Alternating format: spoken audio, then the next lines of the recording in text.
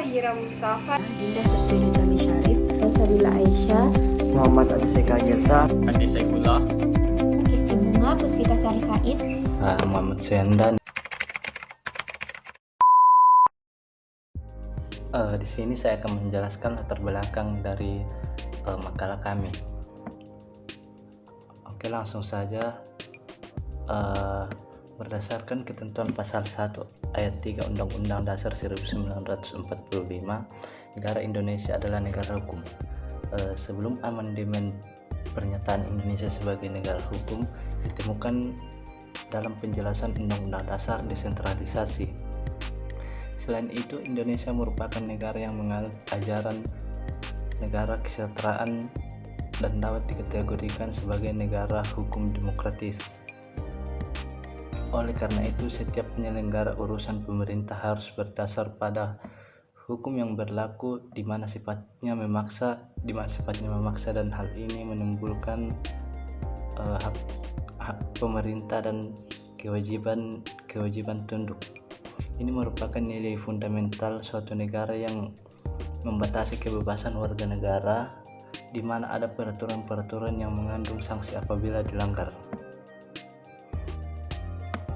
Dari segi bentuk negara dan sistem penyelenggaraan pemerintah, Indonesia adalah negara kesatuan yang berdasar atas hukum.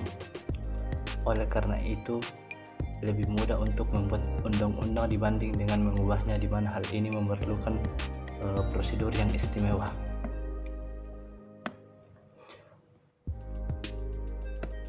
Undang-Undang Dasar NRI tahun 1945 telah ditetapkan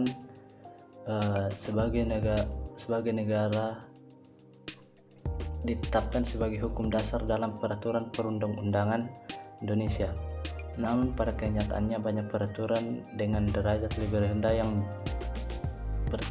bertentangan dengan Undang-Undang NRI tahun 1945 tersebut. Contohnya dapat dilihat pada undang-undang yang berkaitan dengan ekonomi, di mana menganut sistem ekonomi kerakyatan, namun dalam isinya baik secara langsung maupun tidak langsung menganut sistem ekonomi liberal yang merugikan rakyat kecil. Hal ini yang menarik untuk dikaji, bagaimana hierarki peraturan perundang-undangan bekerja sebagai sebuah sistem yang tidak terpisahkan, saling menguatkan antara peraturan yang satu dengan yang lainnya. Poin hierarki peraturan perundang-undangan di Indonesia. Adapun mengenai tata urutan perundang-undangan yang diatur dalam Undang-Undang Nomor 10 Tahun 2004 dan sekaligus merupakan koreksi terhadap pengaturan hierarki dan peraturan perundang-undangan yang selama ini telah pernah berlaku, yaitu TAP MPR Nomor 20 Tahun 1966 dan TAP MPR Nomor 3 Tahun 2000. Untuk lebih jelasnya tata urutan peraturan perundang-undangan tata urutan perundang-undangan tersebut adalah yang pertama itu ada poin TAP MPR Nomor 20 Tahun 1996 yang dimana terdiri dari Undang-Undang Republik Indonesia tahun 1945, TAP MPR, Undang-Undang atau Perpu, kemudian peraturan pemerintah, keputusan presiden, dan peraturan-peraturan pelaksanaan lainnya seperti peraturan menteri dan instruksi menteri. Dan yang kedua itu ada TAP MPR Nomor 3 Tahun 2000 yang mana meliputi pertama Undang-Undang Republik Indonesia tahun 1945, yang kedua TAP MPR Republik Indonesia, yang ketiga Undang-Undang, dan yang keempat Perpu, kelima peraturan pemerintah, keenam keputusan presiden, dan terakhir ada keputusan peraturan daerah. Adapun Undang-Undang Nomor 10 Tahun 2004, yang pertama itu Undang-Undang Republik Indonesia tahun 1945, kemudian Undang-Undang atau Perpu. tata urutan peraturan perundang-undangan yang memiliki beberapa prinsip. Prinsip yang pertama yaitu peraturan perundang-undangan yang lebih tinggi kedudukannya dapat dijadikan sebagai landasan atau dasar hukum bagi peraturan yang lebih rendah di bawahnya. Prinsip yang kedua yaitu peraturan perundang-undangan yang tingkat lebih rendah harus bersumber atau memiliki dasar hukum, yang dimana dia harus memiliki dasar hukum minimal, dasar hukum peraturan perundangan yang lebih tinggi tingkat di atasnya. Sedangkan yang ketiga yaitu isi atau muatan perundang-undangan yang lebih rendah tersebut tidak boleh menyimpan atau bertentangan dengan peraturan perundang-undangan yang lebih tingkat tingginya, tidak boleh bertentangan. Yang keempat yaitu suatu peraturan perundang-undangan hanya dapat dicabut atau diganti atau diubah dengan peraturan perundang-undangan yang lebih tinggi, atau paling tidak dia memiliki sederajatnya baru dapat diganti atau dicabut. Selanjutnya yang kelima yaitu peraturan perundang-undangan yang sejenis apabila mengatur materi yang sama, maka peraturan yang terbaru harus diberlakukan ketika ada peraturan perundangan yang sejenis, maka peraturan yang terbaru itu yang harus diberlakukan. Maka dengan tegas akan peraturan yang lama dapat dicabut sebegitunya, karena dia memiliki landasan yang kuat. Tetapi dari 5 prinsip tersebut memiliki konsekuensi yang penting. Apa konsekuensinya? Yaitu prinsip-prinsip tersebut dapat diadakan mekanisme yang menjaga atau menjamin. Dia harus memiliki penjamin agar prinsip tersebut tidak disimpang atau dilanggar mekanismenya, yaitu kita harus melakukan pengujian secara yudisial atas setiap peraturan perundang-undangan tersebut. Ketika itu dapat diterima, maka itu harus diberlakukan dan tidak boleh melanggar juga dari prinsip-prinsip peraturan perundang-undangan yang ada, contohnya Undang-Undang Dasar 45 seperti itu. Tanpa konsekuensi tersebut juga, tata urutan tidak akan berarti. 2. Hierarki peraturan perundang-undangan sebagai sistem. Dalam teori ini, perundang-undangan terdapat beberapa asas dalam proses pembentukan sebuah undang-undang. Misalnya, asas lex specialis derogat legi generali, asas lex superior derogat legi inferior, yang pada intinya aturan yang khusus maupun berkedudukan lebih tinggi lebih diutamakan daripada peraturan yang umum dan berkedudukan lebih rendah. Dalam hal-hal tertentu, asas lex posterior derogat legi priori, yang berarti aturan yang baru lebih dimenangkan daripada aturan yang lama. Sedangkan mengenai ajaran utama, tata urutan peraturan perundang-undangan tersebut mengandung beberapa prinsip. Pertama, peraturan perundang-undangan yang lebih tinggi kedudukannya dapat dijadikan landasan atau dasar hukum bagi peraturan perundang-undangan yang lebih rendah atau berada di bawahnya. Kedua, peraturan perundang-undangan tingkat lebih rendah harus bersumber atau memiliki dasar hukum dari peraturan perundang-undangan yang tingkatnya lebih tinggi.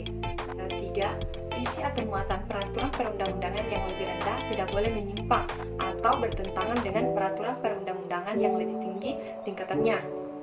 4. Suatu peraturan perundang-undangan hanya dapat dicabut, diganti atau diubah dengan peraturan perundang-undangan lebih tinggi atau paling tidak sederajat.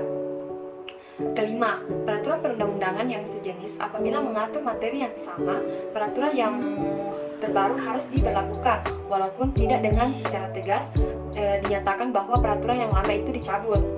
Konsekuensi penting dari prinsip-prinsip di atas harus diadakan mekanisme yang menjaga dan menjamin agar prinsip tersebut tidak disimpang atau dilanggar.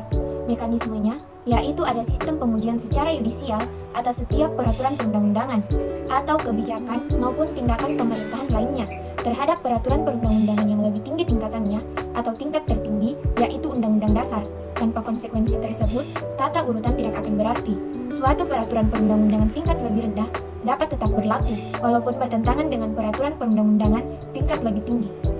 Dengan Undang-Undang Nomor 12 Tahun 2011 di atas, maka TAP MPR Nomor XX Tahun 1966 dan TAP MPR Nomor 3 Tahun 2000 dicabut dan tidak berlaku lagi karena tidak sesuai dengan prinsip demokrasi dan prinsip-prinsip negara hukum yang antara lain: pertama, soal ketetapan MPR atau MPRS karena ketetapan MPR atau MPRS tidak tepat dikategorikan sebagai peraturan perundang-undangan. Yang kedua, soal Perpu karena kedudukannya di bawah undang-undang. Menurut TAP MPR Nomor 3 Tahun 2000, soal ini tidak tepat dan menempatkan kedudukannya sama dengan undang-undang dalam Undang-Undang Nomor 10 Tahun 2004. Yang ketiga, keputusan menteri yang diatur dalam TAP MPRS Nomor XX Tahun 1966, keputusan menteri tersebut tidak mempunyai dasar yuridis. Yang keempat, kata dan lain-lain yang tersebut dalam TAP MPRS Nomor XX Tahun 1966 sempat membingungkan karena dapat menimbulkan berbagai penafsiran.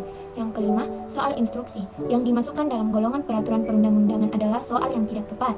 Dan yang terakhir, menempatkan Undang-Undang Dasar 1945 sebagai peraturan perundang-undangan adalah suatu hal yang tidak tepat karena Undang-Undang Dasar 1945 merupakan norma dasar atau kaidah-kaidah dasar bagi pengaturan negara dan merupakan landasan filosofis dari negara yang memuat aturan-aturan pokok negara. Sedangkan yang dimaksud dengan peraturan perundang-undangan adalah dimulai dari undang-undang ke bawah sampai dengan perda yang merupakan peraturan-peraturan pelaksanaan. Hierarki peraturan perundang-undangan menurut Undang-Undang Nomor 12 Tahun 2011. Yang pertama, Undang-Undang Negara Republik Indonesia tahun 1945. Kedua, TAP MPR. Yang ketiga, Undang-Undang atau peraturan pemerintah pengganti undang-undang. Yang keempat, peraturan pemerintah. Yang kelima, peraturan presiden. Dan yang keenam, peraturan daerah. Di mana peraturan daerah terbagi menjadi tiga, yaitu Perda provinsi, Perda kabupaten atau kota. Yang ketiga, Perdes atau peraturan yang setingkat. Dalam bab 3 diatur mengenai materi muatan peraturan perundang-undangan dari pasal 8 sampai dengan pasal 4. 14. Menurut undang-undang tersebut, materi muatan yang harus diatur dengan undang-undang berisi hal-hal seperti berikut, yaitu yang pertama, ketentuan mengatur lebih lanjut Undang-Undang Negara Republik Indonesia tahun 1945 yang meliputi, yaitu hak-hak asasi manusia, hak dan kewajiban warga negara, pelaksanaan penegakan kedaulatan negara serta pembagian kekuasaan negara, wilayah negara dan pembagian daerah kewarganegaraan dan kependudukan. Dan yang kedua yaitu diperintahkan oleh satu undang-undang untuk diatur dengan undang-undang materi muatan sama dengan materi muatan undang-undang.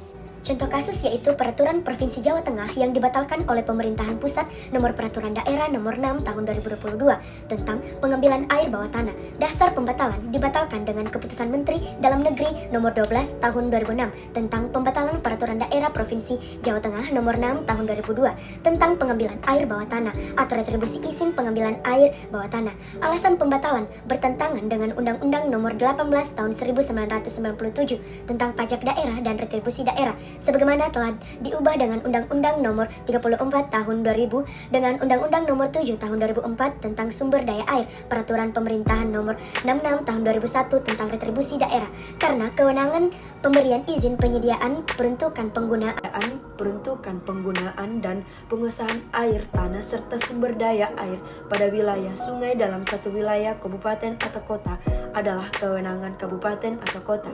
Tindak lanjut, Gubernur Jawa Tengah telah mengajukan keberatan ke Mahkamah Agung dengan alasan yang pertama, pembatalan peraturan daerah dengan keputusan Menteri Dalam Negeri adalah bertentangan tahun 2004 dan peraturan dengan Undang-Undang Nomor 32 Peraturan tahun 79 tahun 2005 yang menyatakan bahwa pembatalan peraturan daerah penggunaan peraturan dengan peraturan Presiden. Yang kedua, penerbitan keputusan Menteri Dalam Negeri telah melampaui batas waktu sebagaimana ditetapkan peraturan perundang-undangan. Yang ketiga, alasan hukum pembatalan peraturan daerah